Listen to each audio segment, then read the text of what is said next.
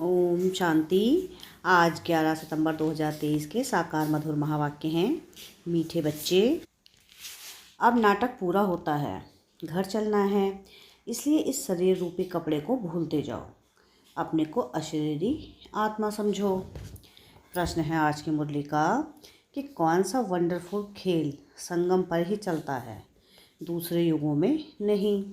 क्या प्रश्न है आज का कि कौन सा वंडरफुल खेल संगम पर ही चलता है, दूसरे युगों में नहीं चलता। उत्तर है इसका फारकते दिलाने का। राम रावण से फारकते दिलाते हैं, रावण फिर राम से फारकते दिलाते हैं। यह एक बड़ा वंडरफुल खेल है। बाप को भूलने से माया का गोला लग जाता है, इसलिए बाप शिक्षा देते हैं, बच्चे अपने स्वधर्म में टिको। देह सहित देह के सब धर्मों को भूलते जाओ। याद करने का खूब पुरुषार्थ करते रहो। देह अभिमानी बनो। गीत है आज की मुरली का जो पिया के साथ है। ओम शांति। मीठे मीठे बच्चों ने नंबरवार पुरुषार्थ अनुसार गीत सुना। हर एक बात में नंबरवार कहा जाता है क्योंकि यह कॉलेज है अथवा यूनिवर्सिटी कहो। साथ साथ सच्चा सत्संग, सत का संग भी है। सत कहा जाता है एक को, वह एक ही बार आते हैं। अब इस समय तुम सच सच कहते हो कि हम सत के संग में हैं। तुम ब्राह्मण ही उस सत कहने वाले ज्ञान सागर के सम्मुख बैठे हो। गाया भी जाता है कि जो पिया के साथ है उनके लिए ज्ञान की बरसात है। पिया पिता को कहा जाता है। तुम बच्चों के सम्मुख पिया की ज्ञान बरसात है। तुम बच्चे जानते हो कि बरोबर ज्ञान सागर पतित पावन अब हमारे सम्मुख है। हम पतित से पावन व कांटे से फूल बन रहे हैं। फूल बन जाएंगे फिर यह शरीर नहीं रहेगा। कली भी आहिस्ते आहिस्ते खिलती जाती है, फट से खिल नहीं जाती। खिलते खिलते फिर कंप्लीट फूल बन जाती है। अभी कोई भी कंप्लीट फूल नहीं बने हैं, वह तो कर्मातीत अवस्था हो जाती है। देही अभिमानी तो अंत में ही बनना है। अभी तुम सबका पुरुषार्थ चल रहा है। बाप है पारलौकिक पिता, यह दोनों संगम युग के अलौकिक माता पिता ठहरे। कोई कांटे भी हैं, कोई कली भी हैं। कली को खिलने में टाइम लगता है। तुम सब नंबरवार कलियाँ हो, फूल बनने वाले हो, अच्छी रीति खिले हैं। कोई आधा एक दिन कंप्लीट भी जरूर खिलेंगे। बगीचा तो है ना, जानते हो हम कांटे से कली तो बने हैं, फिर फूल बन रहे हैं, पुरुषार्थ कर रहे हैं। कोई तो कली ही खत्म हो जाती है, कोई थोड़ा खिलकर खत्म हो जाते। माया के बड़े भारी तूफान आते हैं, सेंटर्स खोलते भी कोई कोई खत्म हो जाते हैं, गिर पड़ते हैं। माया बड़ी ज़बरदस्त है। यह है चटा बेटी राम और रावण की। राम राम कहा जाता है, ऐसे रही त्रेता वाले राम को याद करते हैं। यह राम राम परमात्मा के लिए कहते हैं। रावण से राम की भेंट होती है। राम है बाप, रावण है दुश्मन माया। माया भी ज़बरदस्त है। यह खेल है एक दो को फारकती दिलाना। राम तुमको माया रावण से त्याग दिला रहे हैं, माया फिर तुमको बाप राम से त्याग दिलाती है। बाप कहते हैं देह सहित जो भी संबंधी आदि देह के हैं सबका बुद्धि से त्याग करो। सर्वधर्मानी, मैं फलाना हूँ, फलाने धर्म का हूँ, यह भूल अपने स्वधर्म में टिको। देह के सब धर्म छोड़ अपने को अकेला समझो। इस दुनिया की हर एक चीज़ से त्याग दिलाते हैं। अशरीरी बन जाओ, मेरा बनकर और मेरे को याद करो। बाप को भूले तो माया का गोला लग जाएगा। बाप को याद करने का खूब पुरुषार्थ करते रहो। माया भी बड़ी ज़बरदस्त है। बाप का बनकर फिर माया त्याग दिलाकर बाप से छुड़ा देती है। बाप को शल कोई फारकती न दे। आधा कल तुम मुझे याद करते आए हो, तुम ही संपूर्ण भक्त हो ना, भक्ति भी तुमने ही शुरू की है। तो बाप आकर माया से त्याग दिलाते हैं, कहते हैं अपने को आत्मा समझो। इस कपड़े को यानी देह को भूलते जाओ। बस अभी हमको जाना है। उस नाटक में भी एक्टर्स होते हैं, उनको भी भूल मालूम रहता है। बस अभी 5-10 मिनट बाद हमारा खेल पूरा होने का समय आया है, फिर हम घर चले जाएंगे। खेल पूरा होने के समय यह बुद्धि में रहता है, शुरू में नहीं। तुम भी समझते हो हमारे 84 जन्म पूरे हुए, बाकी कितना समय होगा। तुम कहेंगे हम कब स्वर्ग का सुखधाम में जाएंगे। हम कब स्वर्ग व सुखधाम में जाएंगे। परंतु बाप कहते हैं इस लाइफ को तो वैल्यूबल अमूल्य कहा जाता है। तुम बड़ी भारी सर्विस करते हो श्रीमत पर, सिर्फ तुम पांडव ही श्रीमत पर चलते हो। गीता आदि में यह बातें नहीं हैं। यह बाबा बहुत ही शास्त्र आदि पढ़ा हुआ है, गुरु किए हुए हैं। जो भी सब एक्टर्स की एक्टिविटीज़ हैं उन सबको तुम जानते हो। शास्त्र तो बाद में बैठ बनाते हैं, वह क्या जाने, यह भी ड्रामा में खेल बना हुआ है। गीता भागवत आदि सब अपने अपने समय पर रिपीट होंगे। गीता है माई बाप, गीता को माता कहा जाता है और कोई पुस्तक को माता नहीं कहेंगे। इनका नाम ही है गीता माता। अच्छा, उनको किसने रचा? पहले पहले पुरुष स्त्री को अडॉप्ट करते हैं ना, पुरुष आदि करते हैं तो मुख से कहते हैं यह मेरी स्त्री है, तो रिश्ता हुआ ना। फिर उनसे बच्चे होते हैं तो भी कहेंगे यह हमारे हैं, बच्चे भी कहेंगे यह हमारा बाप है। तुम भी बाबा की मुखवंशावली हो, कहते हो बाबा हम आपके हैं। इतना समय हम माया की मत पर चलते आए, अभी आपकी मत पर चलेंगे। माया कोई मुख से मत नहीं देती है, एक्ट ऐसी करती है। यहाँ तो बाप मुख से बैठ समझाते हैं। तुम सब भारतवासी हो, जानते हो कि भारत ही सिरताज था। अभी दोनों ताज नहीं है, न होली न अनहोली। गाया जाता है हर होलीनेस हिज होलीनेस। स्त्री पुरुष दोनों को कहते हैं। सन्यासियों को हिज होलीनेस कहते हैं, परंतु प्रवृत्ति मार्ग है नहीं। प्रवृत्ति मार्ग में तो स्त्री पुरुष दोनों पवित्र रहते हैं। सो तो सतयुग में दोनों पवित्र होते ही हैं, जिसको कंप्लीट पवित्र कहा जाता। आत्मा और शरीर दोनों पवित्र रहते हैं। यह पतित दुनिया में दोनों पवित्र तो हो ना सके। तो अभी तुम बाप के सम्मुख सुन रहे हो, जिसको ज्ञान बरसात कहा जाता है। वह है विष की बरसात, यह है ज्ञान अमृत की बरसात। गाते हैं ना कि अमृत छोड़ विष काहे को खाए।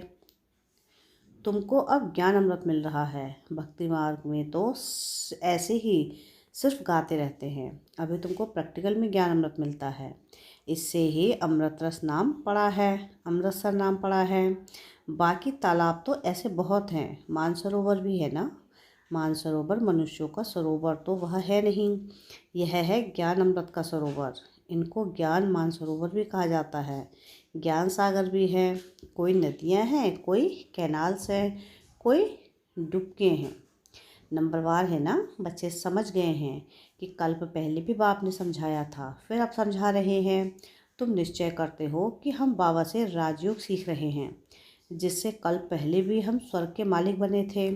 राजा भी कहेगी हम मालिक हैं। भारतवासी कहते हैं ना कि हमारा भारत सबसे ऊंच था, अभी हमारा भारत सबसे नीच है। हमारा भारत बहुत श्रेष्ठाचारी था, अब हमारा भारत बहुत भ्रष्टाचारी हो गया है। और कोई खंड के लिए ऐसा नहीं कहेंगे। सभी धर्म वाले भी जानते हैं कि भारत प्राचीन था, तब हम लोग नहीं थे। सतयुग में जरूर सिर्फ भारतवासी ही होंगे। गाते भी हैं कि क्राइस्ट से 3000 वर्ष पहले भारत ही था और कोई धर्म नहीं था।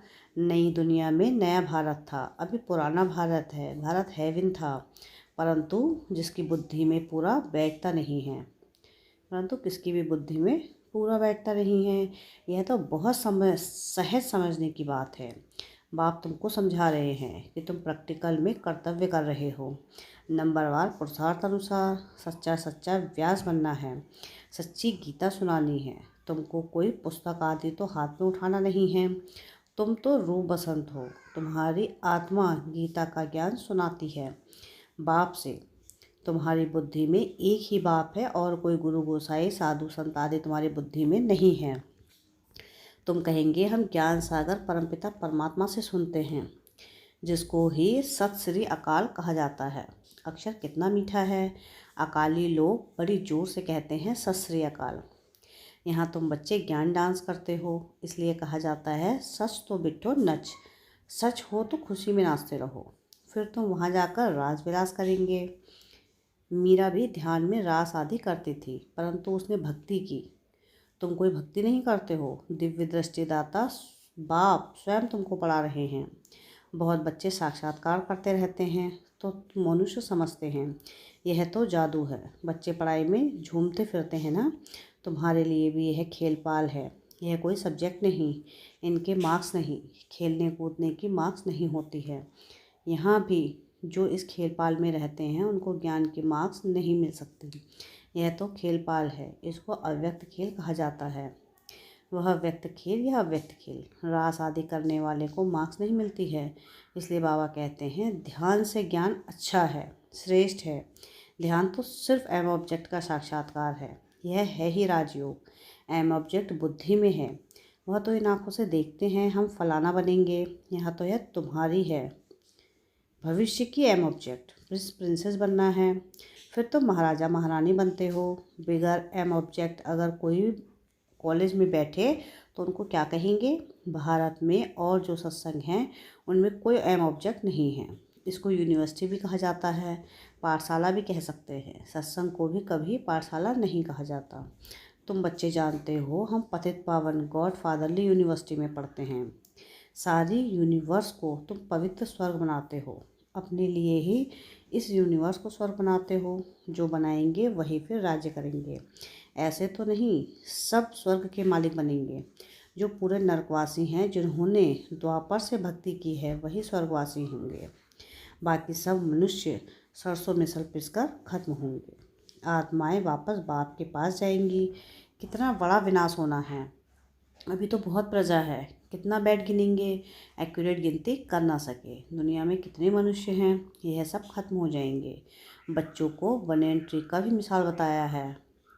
कलकत्ते में बहुत बड़ा झाड़ है, उसमें थुर यानी फाउंडेशन है नहीं, बाकी सारा झाड़ खड़ा है। अभी देवी देवता धर्म भी है, परंतु उनका नाम प्रायः लोप है।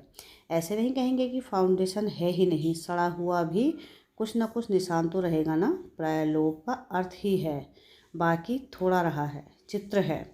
भारत में लक्ष्मी नारायण राज्य करते थे, यह तो बड़ा सहज है, परंतु माया रावण बुद्धि को ताला लगा देती है।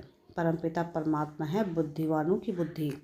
मनुष्यों में बुद्धि है, परंतु ताला लगा हुआ है, पत्थर बुद्धि हो गए हैं। अब बाबा फिर से तुमको पारस बुद्धि बनाते हैं, आत्मा को बनाते हैं। बुद्धि आत्मा में रहती है ना।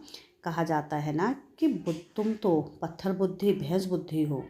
यहाँ भी ऐसे ही है, कुछ भी समझाओ तो समझते नहीं, श्रीमत पर चलते नहीं। श्रीमत तो सदैव कहेगी कि बच्चे अंधों की लाठी बनो, सुनना और फिर सुनाना है।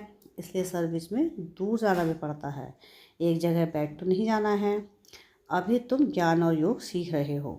यहाँ तुम शिव बाबा के सम्मुख बैठे हो, सहज राजयोग सीख रहे हो। वर्षा लेने के लिए तुम आए हो विष्णुपुरी की राजधानी लेने के लिए। विष्णु की विजयमाला बनेगी। अभी तुम ड्रामा के राज को अच्छी रीति समझ गए हो। तुम जानते हो बरोबर डीडी सावरंटी थी, सतयुग आदि में राजा रानी थे। अभी कलयुग अंत में तो राजा रानी कोई भी कहला नहीं सकते, परंतु गवर्नमेंट को मदद करते हैं तो फिर महाराजा का टाइटल मिल जाता है। वह गवर्नमेंट भी टाइटल देती थी राय साहब, बहुत बहादुर आदि, राय बहादुर आदि। अभी तो तुमको बड़ा टाइटल मिल रहा है। प्रैक्टिकल में तुम हर होली हंस, हिज होली हंस महाराजा महारानी बनेंगे। तुम पर डबल ताज है। पहले होता है होली राज्य, फिर अनहोली राज्य, अभी फिर अनहोली नो राज्य। प्रजा का प्रजा पर राज्य है। ड्रामा को समझना है। अच्छा, मीठे मीठे से खिलते बच्चों प्रति माता पिता बाप दादा का याद प्यार और गुड मॉर्निंग। रूहानी बाप की रूहानी बच्चों को नमस्ते। हम रूहानी बच्चों की रूहानी बाप दादा को याद प्यार गुड मॉर्निंग और नमस्ते। शुक्रिया प्यारे बाबा, शुक्रिया। धारणा के लिए मुख्य सार है। सार की पहली पॉइंट है कि रोज़ ज्ञान अमृत के मानसरोवर में स्नान कर आत्मा और शरीर दोनों को पावन बनाना है। माया की मत छोड़ बाप की मत पर चलना है। सेकंड पॉइंट है कि यह अमूल्य संगम का समय है। इस समय श्रीमत पर चल सर्विस करनी है। सच्चा व्यास बन, सच्ची गीता सुननी और सुनानी है। रूप बसंत बनना है। वरदान है आज की मुरली का कि अनेक प्रकार की आग से बचने और सर्व को बचाने वाले सच्चे रहम दिल भव।